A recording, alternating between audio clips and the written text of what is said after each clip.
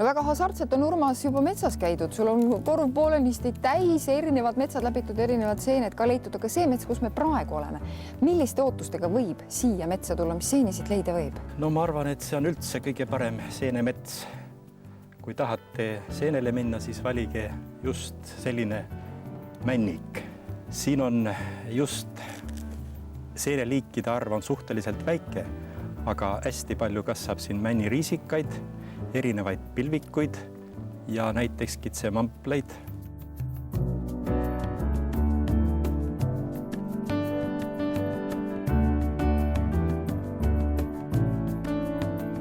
Urmas, kas seent võib korjata, aga ma vaatan, teil on võetud, kuidas ma ütlen siis nüüd juurega koos või selle mulla tupsakaga nagu sambla seest välja või ma mäletan, et mingil hetkel ikkagi räägiti kogu aeg, kuidas ei tohi seda seene juurestikku rikkuda, et tuleb lõigata ilusti jala pealt. Vahet tegelikult ei ole. Aga kui metsas käia enda jaoks seeni korjamas, siis ikka oleks vaja noaga lõigata, et selleks, et see korvis oleks seened puhtad. Et vaadata, kas ei ole uss sisse põgenud. Et uss ei ole.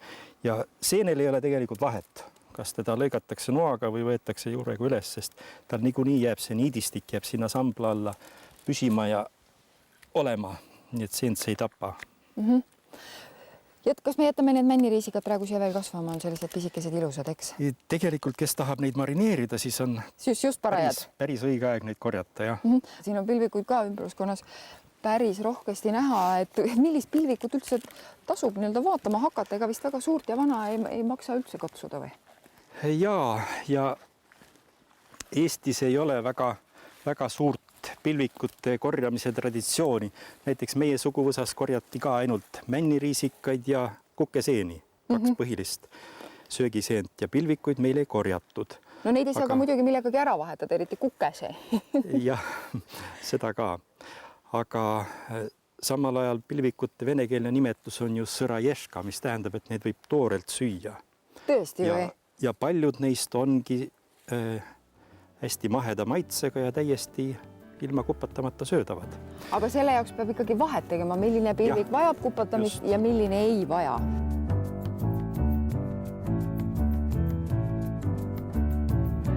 Üldiselt on punane on hoiatusvärvus, et kui need pilvikud on ikka sellised hästi järkpunased, siis parem neid mitte proovida.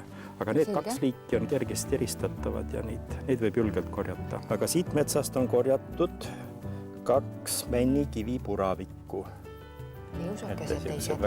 Väga vahvad ja nende leidmine teeb kohe tekitab parema enesetunde.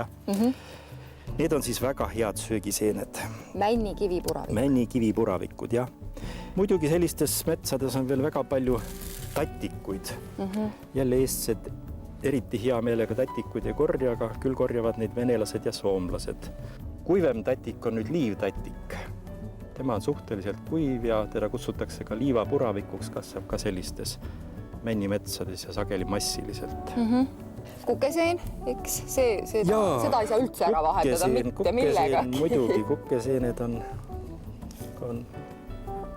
nemad on ka sellised hea tujuseened, kui leiad, siis tuju läheb heaks ja nad lõhnavad hästi ja maitsevad hästi. Vähem on räägitud teistest kukeseentest, nagu näiteks lehterkukeseen on selline. Ta on natuke hilisem kui harilik kukeseen, aga nad kasvavad veidi niiskemas metsas kui selline Nõmme ja Palumets. Nad kasvavad seal, kus on kuuski rohkem.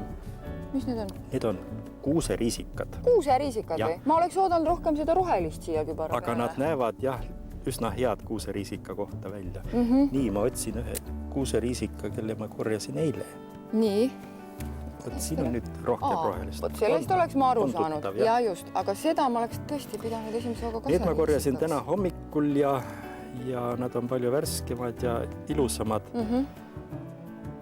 Kasvavad siis kuuskede all, aga meie kandis neid eriti palju ei ole, nad tahavad ka lubjarikast pinnast saada. Meil on ainult happeline pinnas. Aga kas ma nüüd leidsin kaseriisika?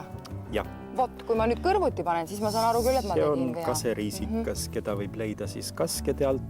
Üks selline põnev tegelane, ka minule täitsa tundmatu. See on nüüd kuuse metsade seen.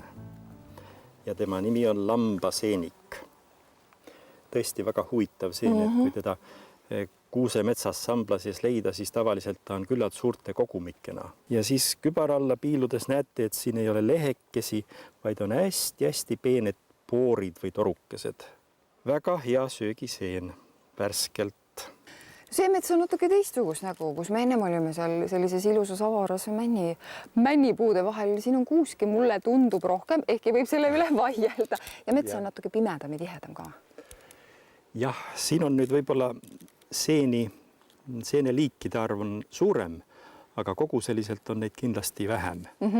No sellisest metsast võib otsida näiteks... Istume maha siia, siis meil on juba lihtsam siin sambla peal. Näiteks tõmmusid riisikaid. Nemad on, tõmmud riisikad on kuuseseltsilised ja neid on tegelikult natuke raske märgata, kuna nad on nii tumedad ja tuleb lihtsalt hea valgusega neid otsida. See oli nüüd tõmmuriisikas, see on kaseriisikas. Nad mõlemad on sellised suht paksud, serv on allapoole käändunud ja kaseriisikal on ilusad narmad siin all. Ja kaseriisikas ka kupatada? Ka kindlasti kupatada, jah. Nii, siis on mitmed puravikud, keda võib siit leida. See on nüüd harilik kivipuravik.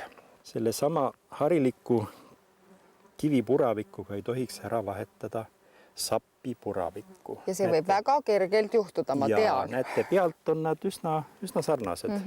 Aga jalg on erinev. Aga kohe, kui vaadata siia kübara alla, siis kivipuravikul on see torukeste kiht on kollane, aga sapipuravikul alati roosakas. Ja jalal on selline tumepruun muster. Just. Kasepuravikud on, meenutavad ka natuke seda kivipuravikku ja sapipuravikku, aga nad on tavaliselt pehmemad ja jalg on neil kirju.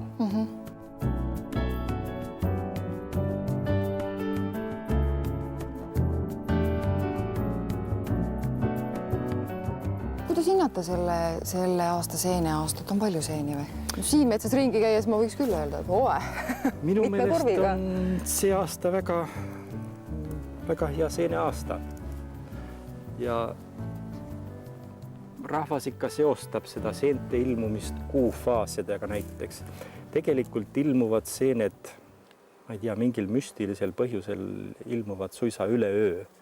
Ja nad näiteks sel aastal ei hooli isegi kuufaasidest, sest praegu on ju vana kuu.